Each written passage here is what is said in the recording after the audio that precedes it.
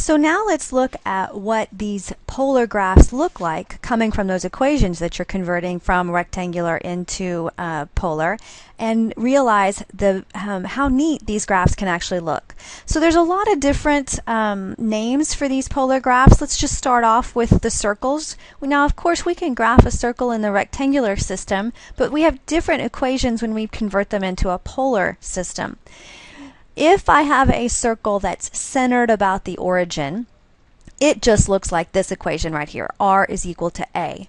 But if I have circles that pass through, for example, maybe I have a circle that is to the left of the origin, the right of the origin, then we have something like r cosine theta. Or if I have a circle that is above the origin, we would have r sine theta. So these are all representations of what circles can look like in the polar graphs or polar coordinate system. And we have another set of graphs, or we have another equation over here for the lemniscates, and I know I'm going to butcher these names, but anyway, you get the point.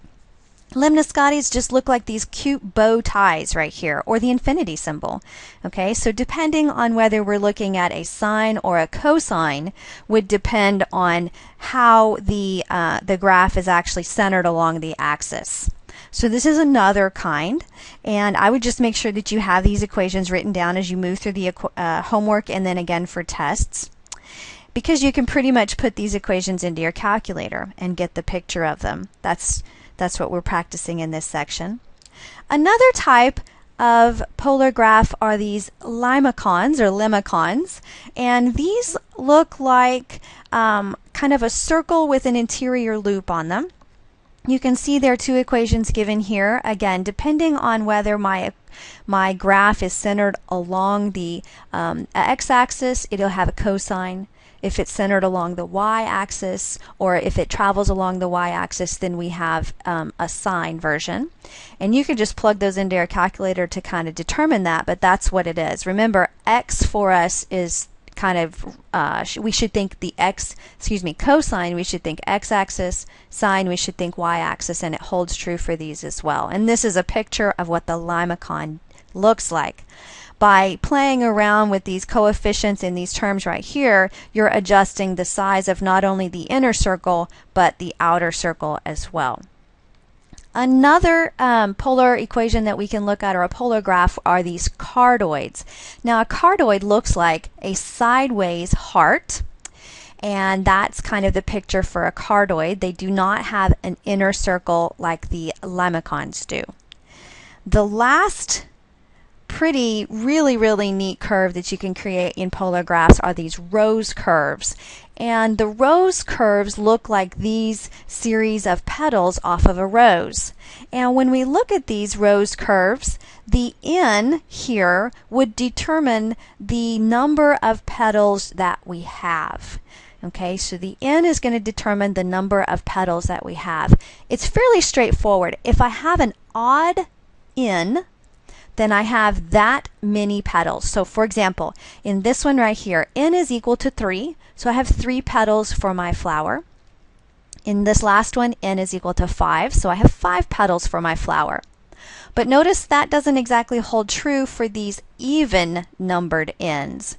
They are twice n.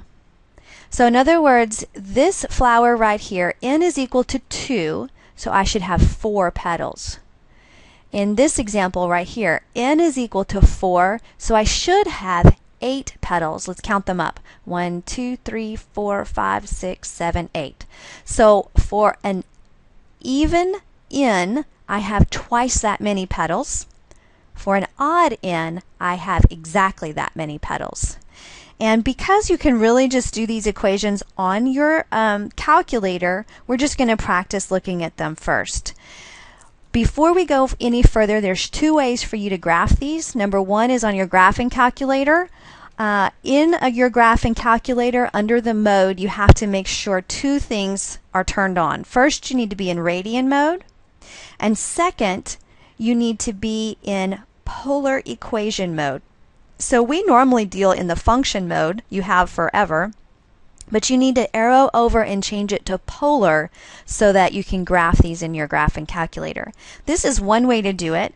Another really pretty way to do it is to use an online graphing calculator. One that I'm really interested in right now is Desmos. It's a free online graphing calculator, and we're going to check it out in just a second. So what we want to do first is we want to graph. We have a couple of equations we're going to graph here. We want to first graph this equation, r equals 2 plus 2 cosine theta, and we're going to do that on our graphing calculator. Now, I've already done this on the graphing calculator, but let me walk you through the steps. I went to the y equals, which has now, because we turned this into a polar equation, turned into the r equals, which is why we were solving those polar equations for r. And I just entered the equation as it's written in the notes, 2 plus 2 cosine theta. I adjusted my window so that it's kind of zoomed in, but you can see that we have a cardioid here, which is to the right of the origin along the x-axis, so that holds true for a positive cosine. And this is what it looks like in my graphing calculator. Now, just to illustrate what this looks like in Desmos, here, let's see, I think you can see some of this. Here is the Desmos application, or the Desmos website off of the internet. All I did was enter in the function, which you can barely see, just as it was in the notes, and it spit out this pretty little graph over here. In order to enter theta in Desmos, you would need to use the keypad, which I know you can't see on the screen right now, but you would see it if you were there. So now let's go back and look at the next equation that you need to graph. And this one looks like r equals 3 cosine 5 theta. So I've gone to the y editor, or the y equals, the graphing one. I entered the equation in just as it appears right here, which I'm almost positive there's supposed to be a 3 there, so I don't know why it's not showing up, but it's there, I promise. And since n, which is the coefficient in front of theta, is odd, that's how many petals we should see showing up on our flower, and that's exactly how many we do. Now, I graphed this as well in Desmos, and you can see that those look the same.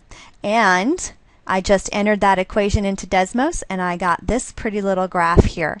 So we're not going to be graphing any of these polar equations by hand, because you can certainly put them into your equation, but you do want to have written down and have handy these descriptions of our equations as they stand here. Remember that if we're talking about if the difference between my equation is a sine or a cosine, then that's the difference of the particular graph laying on either the x or the y axis. Additionally, if you have a positive or a negative in your equation, would determine whether we are on the right side for a positive cosine or a left side of the origin if we have a negative cosine. And you can play around with those. I encourage you to do that on your own calculator or on Desmos, which is online, because it's kind of easier to use a keyboard whenever we're doing that. And that's how we are going to address, that's about all we're going to do with the polar equations.